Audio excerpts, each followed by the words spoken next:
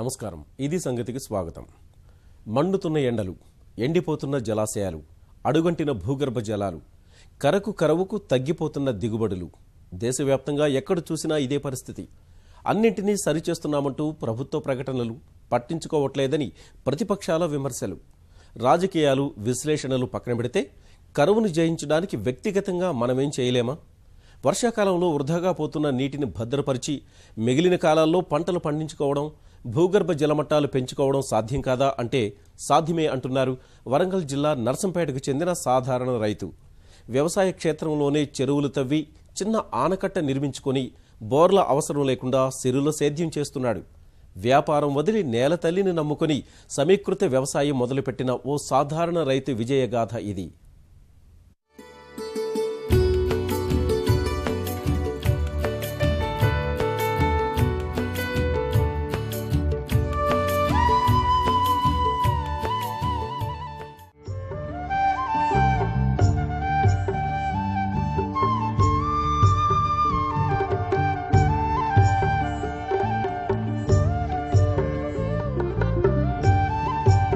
పచ్చని సుబాబుల్ చెట్లు, ఆహ్లాదం పంచే చెరువులు, అందులో చేపపిల్లల జలకాలాటలు, ఒంగోలు గిత్తలు, కోడెదూడలు, నెల్లూరు జాతి పొట్టేళ్లు.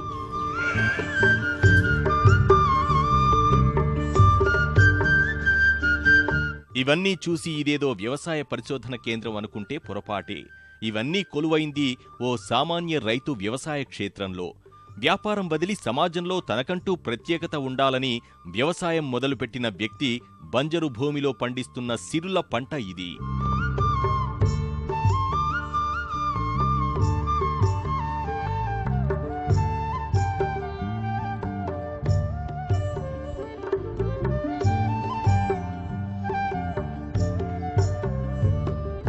వరంగల్ జిల్లా నర్సంపేట పట్టణానికి చెందిన తోట మల్లికార్జున గుప్తా 30 ఏళ్ల క్రితం మిల్లు వ్యాపారిగా పనిచేసేవారు. వ్యాపారం సరిగా లేకపోవడం వల్ల ఆ రంగం నుంచి తప్పుకొని 2010లో వ్యవసాయ రంగంలోకి ప్రవేశించి సాగుకు శ్రీకారం చుట్టారు. మల్లికార్జున గుప్తా వ్యవసాయ క్షేత్రానికి నీరందించేందుకు బావులు తవ్వలేదు, బోర్లు వేయలేదు. కేవలం వర్షపు నీటిని ఒడిసిపట్టారు. సాగు ప్రారంభించిన కొద్ది రోజుల్లో 40 ఎకరాల విస్తీర్ణంలో పల్లపు ప్రాంతంలో 7 చెరువులు తవ్వించి పైప్లైన్లు ఏర్పాటు చేశారు.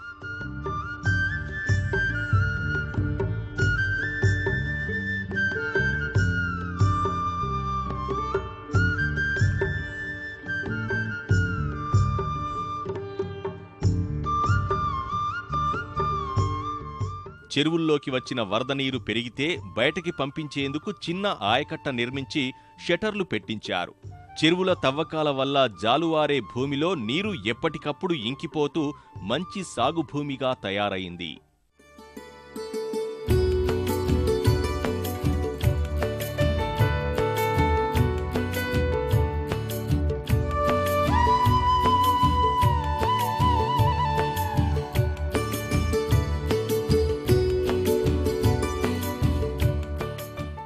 కాకతీయుల పాలనను స్ఫూర్తిగా తీసుకొని రాష్ట్ర ప్రభుత్వం మిషన్ కాకతీయ పథకానికి శ్రీకారం చుట్టింది.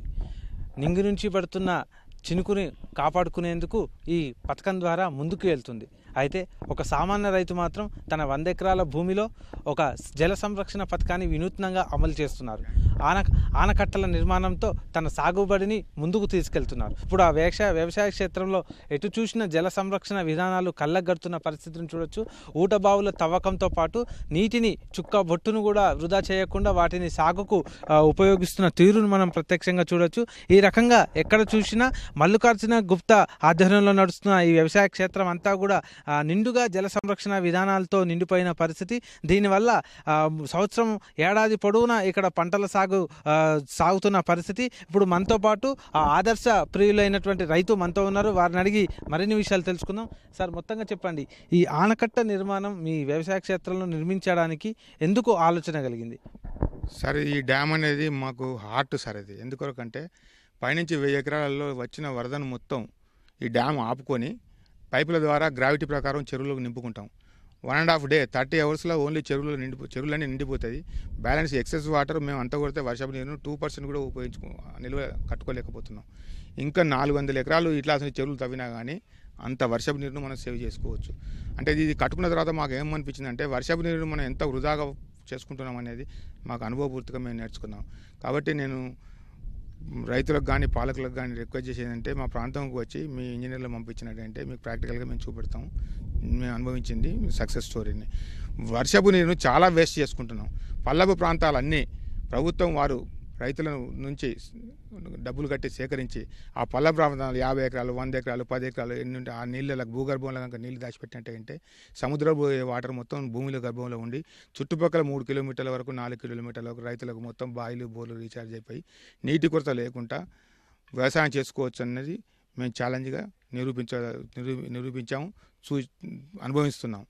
మీరు శాస్త్రీయ పద్ధతుల్లో చెరువుల తవ్వకం చేశారు, అలాగే నీటి నిల్వను కూడా అదే పద్ధతిలో చేస్తున్నారు. అయితే దీంట్లో సాంకేతిక వినియోగం ఎట్లా ఉపయోగిస్తున్నారు? సాంకేతిక వినియోగం అంటే drip irrigation Jain company engineer Bhavan Prasad గారు ఉన్నారు, లిఫ్ట్ ఇరిగేషన్ ఇంజనీర్ నాగేశ్వరరావు గారు ఉన్నారు. వారి సాంకేతిక సలహాలతోటి ఇచ్చిన సలహాలు ప్రతి తూచా తప్పకుండా మేము పాటించాము, మేము సక్సెస్ అయ్యాం. అంటే నీటి నిల్వ ఉన్న నీటిని ఏ రకంగా మీరు దాన్ని అదే శాస్త్రీయ పద్ధతిగా దాన్ని మలుస్తున్నారు, అంటే ఏ రకంగా చేస్తున్నారు? పంపుల ద్వారా రీసైకిల్ చేసుకుంటున్నాము. వచ్చిన నీరును మొత్తం గ్రావిటీ ప్రకారం వెళ్తాయి. ఆ వెల్లు నుంచి ఈ పేడ నీళ్ళను మొత్తం లిఫ్ట్ ద్వారా డ్రిప్ ద్వారా మొక్కలకు వెళ్ళిపోతుంది. ఈ రకంగా ఇంకొక 3-4 ఇయర్స్ వరకు ఈ రకంగా చేసినట్టంటే భూమి మొత్తం సారవంతం అయిపోయి ఆర్గానిక్ పంటలకు వేసుకునేందుకు ఉపయోగపడుతుందన్న కాన్సెప్ట్ తోటి మేము అదే విజన్ తోటి ముందుకెళ్తున్నాం. అంటే మీ వ్యవసాయ క్షేత్రం అంతా కూడా శాటిలైట్ మ్యాపింగ్ చేసినట్టుగా మీరు ఇంతకుముందు వెల్లడించారు. అయితే ఈ శాటిలైట్ మ్యాపింగ్లో గ్రావిటీ ఆధారంగా సాగు చేసే అవకాశం ఎంతవరకు ఉంది? గ్రావిటీ ఆధారంగా లేదు. వంపు ప్రాంతాన్ని మొత్తం రిజర్వ్ వాటర్ చేసుకున్నాం. పల్లపు ప్రాంతాన్ని మొత్తం లిఫ్ట్ ఇరిగేషన్ ద్వారా వాటర్ పంపుతున్నాం. అంతేగాని గ్రావిటీ వర్షం వచ్చినప్పుడు ఒకటేసారి వరద చాలా నీరు వస్తుంది. నీరు పల్ల మెరుగు వర్షం ద్వారా గ్రావిటీ ప్రకారం వెళ్ళిపోతుంది. గ్రావిటీ ప్రకారం పల్లపు ప్రాంతాల్లో నిల్వ చేసుకొని లిఫ్ట్ ద్వారా మిట్ట ప్రాంతానికి మనం వ్యవసాయం చేసుకున్నప్పుడే మనం సక్సెస్ అవుతాం. వ్యవసాయంతో పాటు అనుబంధ రంగాల్లోకి ప్రవేశిస్తేనే రైతులు బాగుపడతారని భావించిన మల్లికార్జున గుప్తా 30 మేలుజాతి ఒంగోలు గిత్తలు, కోడెగిత్తలు పెంచుతూ పాడి పరిశ్రమ నెలకొల్పారు. ఏడాది పాటు పెంచిన తర్వాత జత గిద్దలను 40 నుంచి 60 వేలకు విక్రయిస్తున్నారు. వీటికి మేత కోసం 15 ఎకరాల్లో నిరంతరం మొక్కజొన్న సాగు చేస్తున్నారు. షెడ్డులోని పేడ, మూత్రం కాలువ ద్వారా చెరువులోకి వెళ్లేలా ఏర్పాటు చేశారు. ఈ చెరువులోని నీటిని ప్రతి 15 రోజులకోసారి పంటలకు అందిస్తుండటం వల్ల పంటలకు సేంద్రియ కర్బనాలు, ఖనిజ లవణాలు అందుతున్నాయి. ఫలితంగా రసాయన ఎరువులు వాడే అవసరం లేకుండా పోయింది.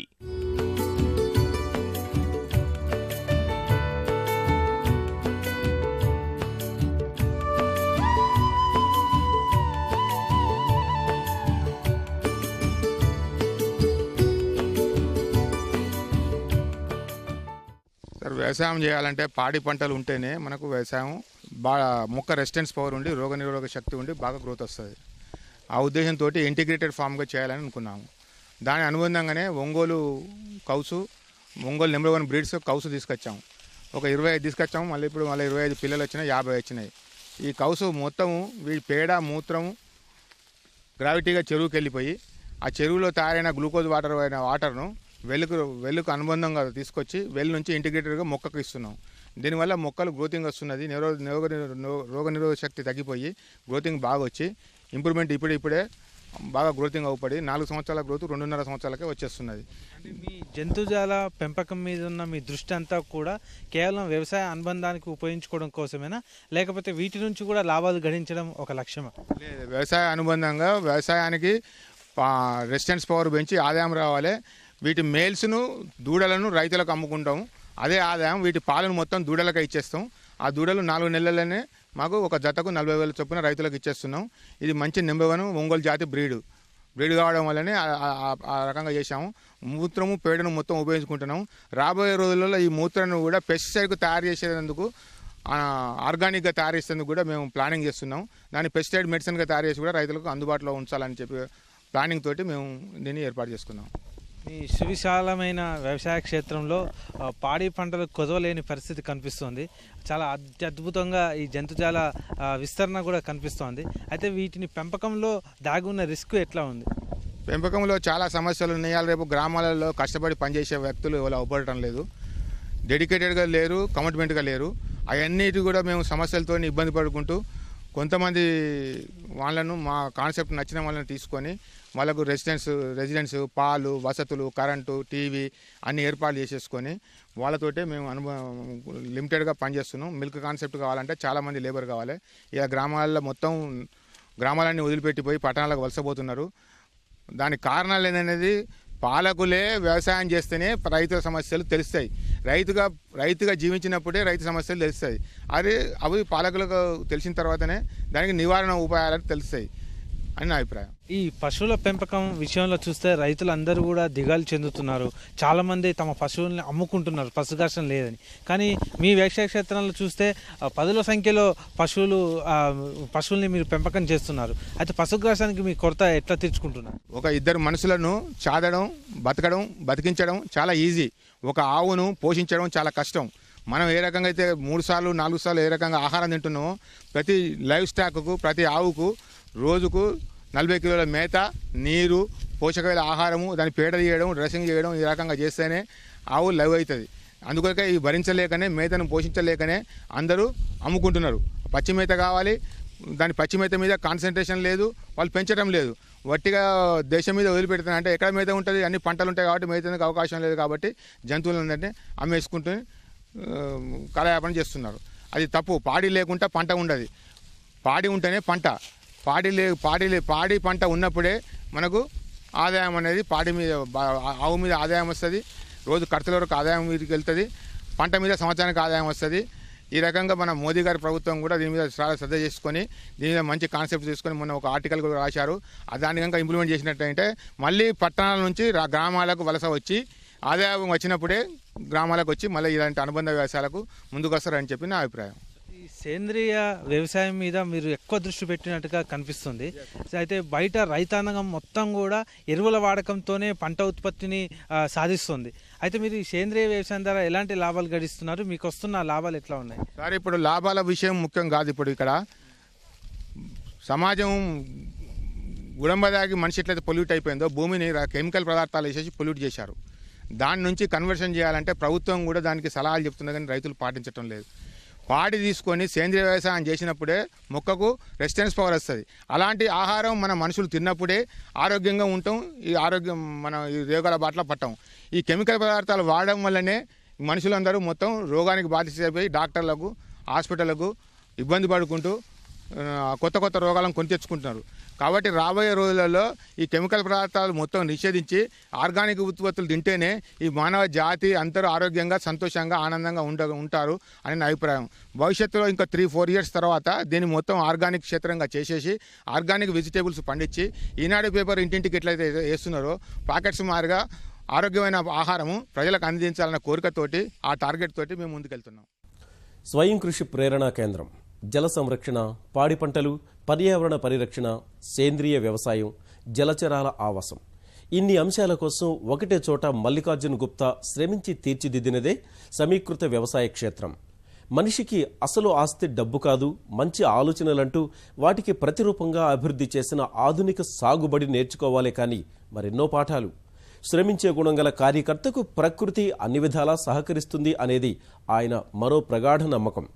మల్లికార్జున గుప్తా మానసపుత్రిక ఈ స్థాయికి రావడానికి ఎంత కష్టపడ్డారు? అందుకు ఎంత సమయం పట్టింది? ఆయన భవిష్యత్ లక్ష్యాలేమిటి? ఈ ప్రశ్నలకు గుప్తా చెప్పే సమాధానాలు విని తీరాల్సిన మేలి పలుకులు. గుప్తా వ్యవసాయ క్షేత్రంలోని అన్ని పంటలకు బిందు సేద్య పద్ధతి ద్వారానే నీరందిస్తున్నారు. 7 చెరువులకు మోటార్లు బిగించి బిందు సేద్య పరికరాలు అమర్చారు. ఈ విధానం ద్వారా సుమారు 80 ఎకరాల్లో వేసిన పంటలకు నీరందుతోంది. 20 ఎకరాల్లో తక్కువ పెట్టుబడితో బహుళ ప్రయోజనాలు ఉండే సుబాబుల్ తోట సాగు చేశారు. సుబాబుల్ ఆకులు గొర్రెలకు మేతగా అందిస్తున్నారు. టన్ను సుబాబుల్ కర్ర మార్కెట్లో 3500 పలుకుతోంది. ఎకరాకు 30 టన్నుల దిగుబడి వస్తే ఈసారి 20 లక్షల లాభం వచ్చే అవకాశం ఉంది. ఆకులు నిరంతరం రాలటం వల్ల నేల సారవంతంగా మారుతుంది. నిత్యం హరితహారంగా విలసిల్లుతోన్న మల్లికార్జున గుప్తా క్షేత్రం సుబాబుల్ చెట్లతో అటవీ ప్రాంతాన్ని తలపిస్తోంది. సుబాబుల్ చెట్ల పెంపకంలో ఆకు నుంచి మొక్కల వరకు ఏ ఒక్కటి వృధా కాకుండా చూడటమే గుప్తా ప్రత్యేకత.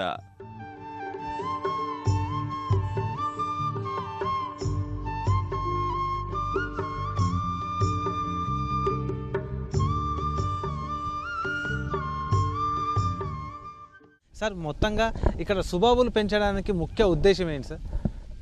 సరే, ఈ సుబాబులు అనేది బైబ్యాక్ గ్యారంటీ, మనకు పేపర్ ఫ్యాక్టరీ తోటి బైబ్యాక్ గ్యారంటీ మార్కెట్ బాగుంది. తర్వాత సుబాబులు వేయడం వల్ల భూమి సారవంతం అయిపోతుంది.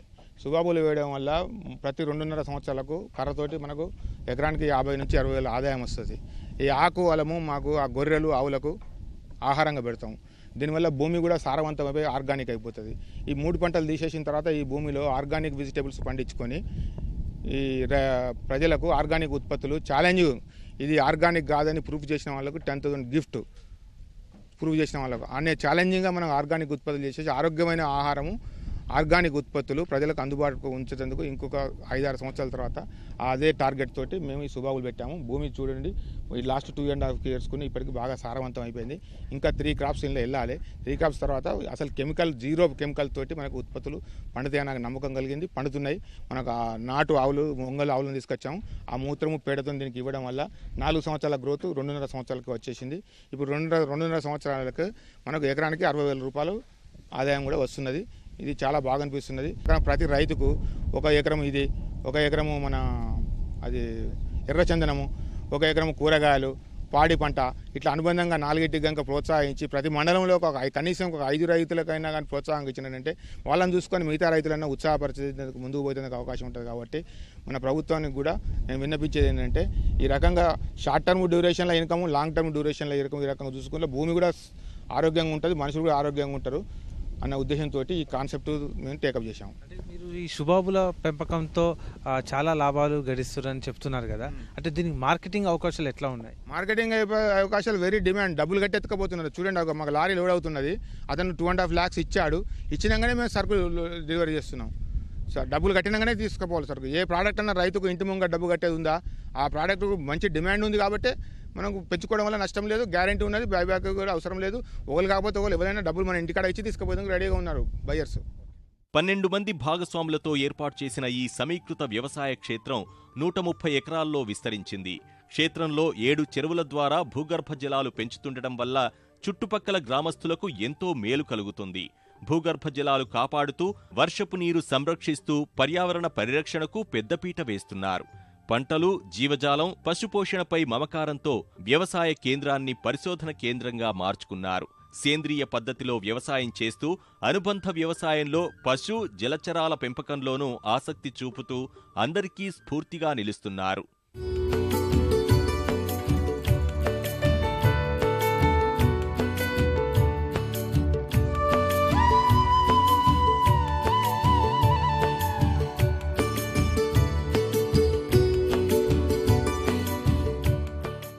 మొత్తంగా మీ వ్యవసాయ క్షేత్రం అంతా కూడా ఒక పరిశోధనకు ప్రధాన కేంద్రంగా నిలుస్తోంది. దీని వెనుక దాగి ఉన్న మీ విజయ రహస్యం ఎలాంటిది? ఇది ఇంటిగ్రేటెడ్ ఫార్మింగ్ సార్. ఒకదాని వ్యర్థ పదార్థాలు ఇంకోదాని అనుబంధంగా ఉండడం వల్లనే మనం ఖర్చులు తగ్గి ఆదాయం పెరిగేందుకు ఇది ఒక అవకాశం. ఇది నెల్లూరు జాతి బ్రౌన్ బ్రీడర్స్ ఇవన్నీ.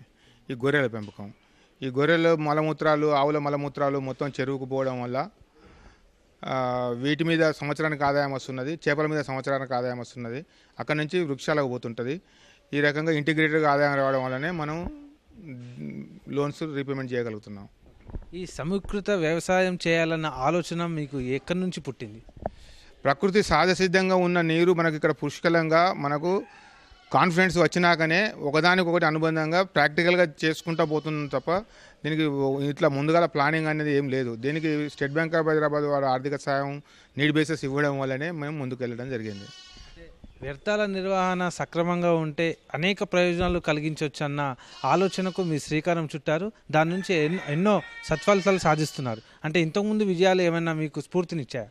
అంటే రాబోయే రోజుల్లో ఇది ఆర్గానిక్గా పోవడం వల్ల మనుషులకు కానీ జీవులకు కానీ అందరికీ సేంద్రియ పద్ధతిలో కనుక చేసినట్టంటే ఈ రోగాల బాట నుంచి ఆరోగ్యమైన బాటకు రావడానికి ఉపయోగపడుతుందన్న ఆలోచనతో కాన్సెప్ట్ తోటి ముందుకు రావడానికి నేను రిక్వెస్ట్ చేసేది ఏంటంటే ఈ అన్ఎంప్లాయ్మెంట్ ప్రాబ్లం ఉన్న వాళ్ళు, పోయి చదువుకున్న వాళ్ళు, కంప్లీట్ అయిన వాళ్ళకు సెల్ఫ్ ఎంప్లాయ్మెంట్ కింద వాళ్ళకు పట్టభద్రులకు బ్యాంకు నుంచి జాతీయ బ్యాంకులు కనుక సాయం చేసినట్టంటే వెటర్నరీ కంప్లీట్ చేసిన వాళ్ళకు వెటర్నరీ, అగ్రికల్చర్ చేసిన వాళ్ళకు అగ్రికల్చర్, హార్టికల్చర్ చేసిన వాళ్ళకు హార్టికల్చర్. ఆ పట్టభద్రులో కనుక నీడ్ బేసిస్ ఫైనాన్స్ కనుక ఇచ్చినట్టంటే వాళ్ళు గ్రామాలకు వెళ్ళిపోయి సెల్ఫ్ ఎంప్లాయ్మెంట్ ప్రాబ్లమ్తోని వాళ్ళు సస్టైన్ అవ్వుకుంటూ ఎంప్లాయ్మెంట్ కలిగితే గ్రామాలు కూడా సస్యశ్యామలంగా ఉంటాయన్న నమ్మకం కలిగించేందుకు మేము ఈ ప్రయత్నం చేస్తున్నాం. సార్, మొత్తంగా మీ వ్యవసాయ క్షేత్రంలో ఒకటి కాదు, రెండు కాదు, పదుల సంఖ్యలో అంశాలు చాలా మట్టుకు మిళితమై ఉన్నాయి. ఇటు ఇరిగేషన్ వ్యవస్థ, అలాగే ఉద్యాన పంటల సాగు, ప్రధాన పంటల సాగుతో పాటు వాణిజ్య పంటలు, అలాగే పశుపోషణ, ఇలాంటి అన్నీ కూడా మేళవింపుతో ఉంది. అంటే వీటన్ని నిర్వహణ ఏకతాటి మీకు తీసుకురావడం ఇబ్బందికరంగా లేదంటారా? దీనికి మోడల్గా ఇన్నోవేట్గా చేయాలంటే ప్రభుత్వ సహకారం కనుక ఉన్నట్టే ఉంటే సబ్సిడీ రూపకంగా కానీ ఆర్థిక సాయం కన్సెషన్ రేట్ ఆఫ్ ఇంట్రెస్ట్ రూపకంగా కానీ ఇచ్చినట్టంటే అగ్రి టూరిజం మాదిరిగా చేసేందుకు అవకాశాలు ఉన్నాయి ఈ ప్రాజెక్టులో. ఇవన్నీ చేయాలంటే టైం కావాలి, డబ్బు కావాలి. ఈ రెండు ప్రభుత్వ ప్రోత్సాహం నుంచి కనుక సహకరించినట్టంటే మేము ముందుకు పోయేందుకు సిద్ధంగా ఉన్నాము. మీరు అనుకున్నట్టుగా సమీకృత వ్యవసాయం ఈ స్థాయికి చేరుకోవడానికి మీకు పట్టిన సమయం ఎంత? 5 సంవత్సరాల కాల వ్యవధిలో ఇది ఈ ప్రాజెక్టు 5 సంవత్సరాల బేబీ ఇది. ఈ 5 సంవత్సరాల నుంచి ఇప్పటి నుంచి రిటర్న్స్ మాకు పెరిగేందుకు అవకాశాలు కాన్ఫిడెంట్ కలిగింది. ఇన్కమ్ కూడా వస్తుంది. మున్ముందు మీ వ్యవసాయ క్షేత్రం నుంచి ఎలాంటి ఫలితాలు రాబట్టుకునేందుకు ఇప్పటి నుంచి ప్రయత్నాలు చేస్తున్నారు? మున్ముందు వ్యవసాయ క్షేత్రాన్ని ఇంకా ఏ రకంగా తీర్చిదిద్దేందుకు మీ ప్రణాళిక రచిస్తున్నారు? సాంకేతిక పరంగా చేయడం, అగ్రి టూరిజంగా చేయడం, సమాజానికి ఆదర్శంగా లాభదాయకంగా చేసే చూపెట్టాలన్న పట్టుదలతోటి మేము చాలా కష్టపడుతున్నాం. దీనికి ప్రభుత్వ ప్రోత్సాహం, బ్యాంకు వారి ప్రోత్సాహం, చుట్టూ మండల ప్రజల ప్రోత్సాహం ఉండడం వల్లనే మేము ముందుకెళ్తున్నాం. ధన్యవాదాలు సార్. ఇది మొత్తంగా మల్లికార్జున గుప్తా సృష్టించిన ఒక వ్యవసాయ క్షేత్రం అద్భుత పరిశోధన కేంద్రంగా నిలవుగా మారుతున్న పరిస్థితి కనిపిస్తోంది. ఇప్పుడు మనం ప్రత్యక్షంగా చూస్తే 130 ఎకరాల్లో నిర్మితమైనటువంటి ఈ వ్యవసాయ క్షేత్రం అంతా కూడా ఒక సమీకృత వ్యవసాయ పద్ధతిలో తీర్చిదిద్దారు. ఇక్కడ గొర్రెల పెంపకంతో పాటు మరోవైపు గోశాలను తలదన్నే విధంగా గోవుల సంరక్షణ కూడా ఇక్కడ ఏర్పాటు చేశారు. వీటి అన్నింటి మేళవింపుతో ఈ వ్యవసాయ సాగు విస్తీర్ణం అంతా కూడా పెద్ద ఎత్తున కొనసాగుతుంది. ఇటు చెట్ల పెంపకము, అలాగే ప్రధాన వాణిజ్య పంటల సాగుతో పాటు అనేక లాభాలు ఆర్జించేందుకు పకడ్బందీ ప్రణాళికలు రచించడం వల్ల ఈ రైతులు ఇక్కడున్న మల్లికార్జున గుప్తా ఆధ్వర్యంలోని సాగుబడి ఎన్నో ఫలితాలను అందిస్తుంది, ఎంతో మందికి ఆదర్శప్రాయంగా నిలుస్తోంది. కృషితో నాస్తి దుర్భిక్షం అన్న సూక్తికి ప్రత్యక్ష నిదర్శనం ఈ వ్యవసాయ క్షేత్రం. ఈ ఫలితం ప్రతి దగ్గర సాధించవచ్చు. అందుకు కావలసింది కాస్త శ్రమ, మరికాస్త చొరవ.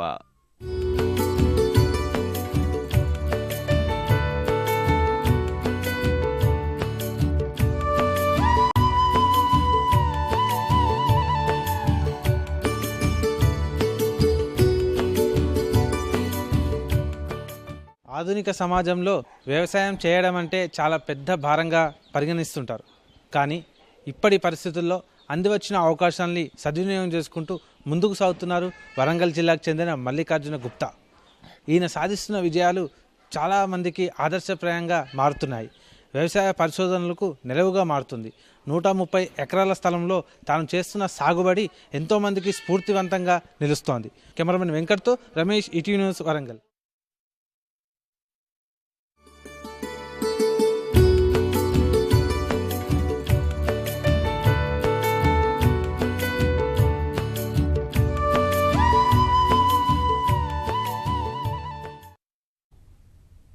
మరిన్ని విభిన్న అంశాలతో మరో ఇదే సంగతిలో కలుసుకుందాం. నమస్కారం.